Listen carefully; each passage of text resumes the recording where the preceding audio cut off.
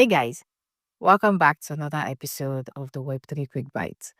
This is the podcast where we jam to the latest beats in the decentralized world and also chat with some of the brilliant minds in the industry. Today, we are diving into something that every Web3 founder thinks they are prepared for, but honestly, most of them are not, and that's go to market.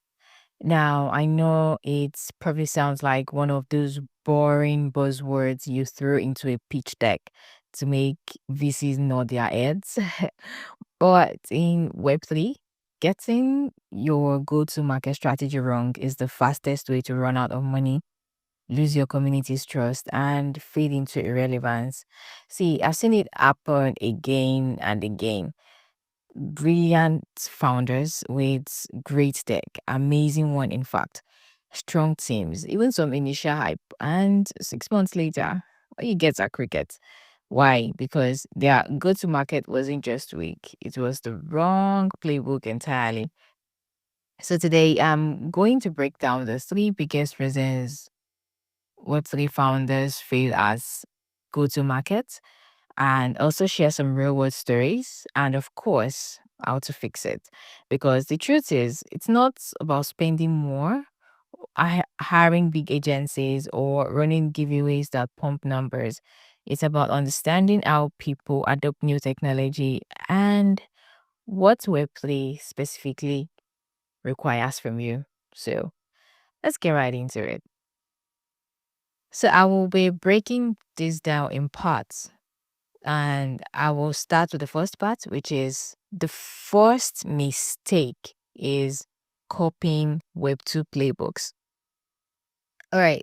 See, the first big mistake here, just like I said before, is copy pasting Web2 strategies into Web3. Most founders they think, oh, we'll just run ads or hire influencers, we'll do a PR push, and boom, our users will come running. They'll come running to us. But one thing they keep forgetting is that Web3 is not Web2. You're not selling sneakers, neither are you selling software subscriptions. Yeah. You are trying to build trust in a space where scams, rug pulls, and vaporware have made people deeply skeptical. You see, in Web2, you can buy attention. So far, you have the money. As long as you have the cash, you have the money, you can buy attention. In Web3, you have to interest. You can see that those are two different things. So while I was researching for this episode, I stumbled on a DeFi project who poured, it was a case study actually, a DeFi project. They spent a lot of money into banner ads, they ran Google campaigns for 2 months, right? They got a spike in traffic. Yes, they did, but their retention near zero. Why? Because they were shouting at strangers instead of building relationships with the actual communities that mattered. So, here's the fix. We need to stop thinking. We need to stop thinking about campaigns and start thinking about conversations. Instead of chasing vanity metrics, you need to embed yourself where your users already hang out. That could be Discord, Telegram, niche X communities, or even podcast. You go where people are already talking and be useful. See, you can't buy community, you build it one interaction at a time. And that is how you get ahead.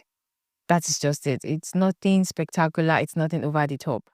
It's simple. And then the simplest thing sometimes might look confusing and I look confusing and you're unsure because we've been conditioned to believe that we have to spend thousands, millions of money to make sure that we forge ahead when it comes to marketing strategy or marketing campaigns. Yes, having a lot of money to run campaigns is really nice, but then you'll be surprised that some of the success that are gotten organically is by doing some of these little overlooked things, right? Especially in Web3. So let's move on to the second mistake, which is what I call the hype trap. you are chasing hype and you're ignoring retention. See, founders, yeah, they love the idea of a big launch, token drop, or flashy announcement. And sure, for real, hype works. No cap. But for a moment. And here is the problem. Hype. Hype. Tease nothing but a sugar rush. Oh, yeah, it gets people in the door, but it doesn't keep them there. I've seen NFT projects sell out in 24 hours. In less than 24 hours, it's sold out.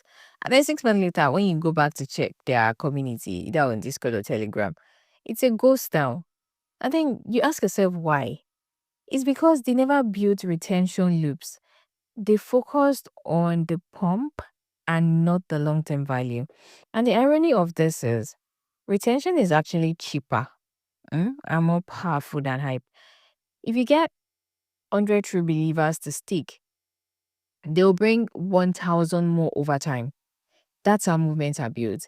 If you can get, I'll say it again, if you can get 100 people to stick, you will get 1,000 people. You get 10x more over time because one person will tell another person, that person will tell another person, that person will tell another person. That is how words spreads, and that is how you grow. So you ask yourself, what's the fix? How do I how do I get to this stage? The answer is you need to design for retention before you even launch. You should ask yourself, why should someone stay after they mint my NFT or try my DApp? What ongoing value am I giving them? Is it education? Is it access? Am I rewarding them? Is it a sense of belonging that they belong? See, if you can't answer that, then your go to market isn't ready. And it's totally okay. There's no need to rush, right? It's totally okay to delay launch until you figure that part out. Seriously. And I'm going to tell you this for free. A smaller engaged community is worth more than a massive silent one.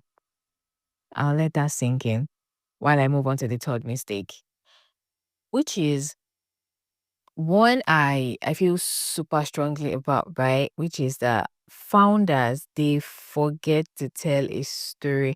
They literally let storytelling take the back burner, and that is totally unacceptable.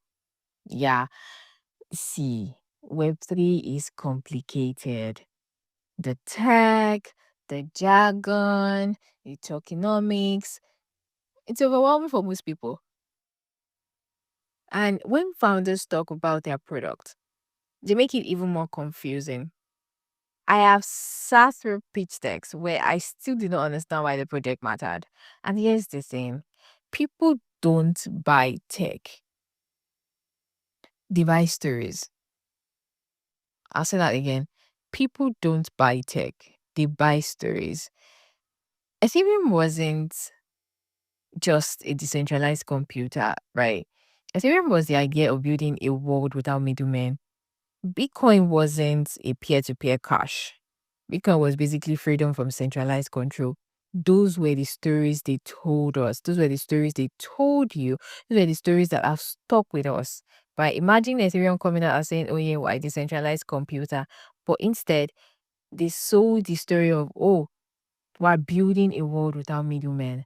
And Bitcoin was saying, this is your freedom from centralized control. The projects that win, that always win, are not the ones with the best tech. They are the ones that make people feel something. So instead of saying, while building a layer 2 rollup that improves throughput, why don't you say, we are making crypto transactions as fast and cheap as sending a WhatsApp message? Are you seeing the difference? One is literally a specification sheet, the other is a vision. Now tell me, which one will people align with most? So that's the power of storytelling. So if you can tell your story clearly and make people feel like they are part of something bigger, that's when your go-to market clicks. So let's do a quick recap. Why do most Web3 founders fail at go-to market? Number one, they copy Web2 strategies instead of building trust. Two, They chase hype instead of designing retention. 3, they forget to tell a story people can rally around. The good news is all three are fixable. And honestly, like I mentioned earlier, they don't require huge budgets. What they require are awareness, empathy, and a shift in mindset.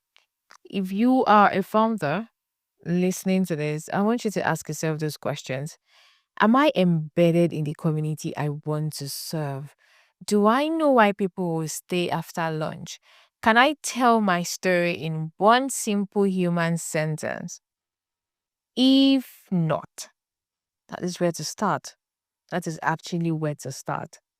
And if this episode gave you clarity, I want you to do me a favor. I wanted to share it with a founder who needs to hear this, because if we want Web3 to keep growing, we need fewer projects dying in silence and more projects thriving with real communities. And that wraps up today's episode of the Web3 Quick Bites. And thanks for hanging out with me today. If you have any feedback or questions, please don't hesitate to reach out on social media at Web3 Quick Bites or send an email to web3quickbites@gmail.com. Until next time, keep building, keep learning, and remember, go to market isn't just about launching, it's about lasting. See you next week. Bye.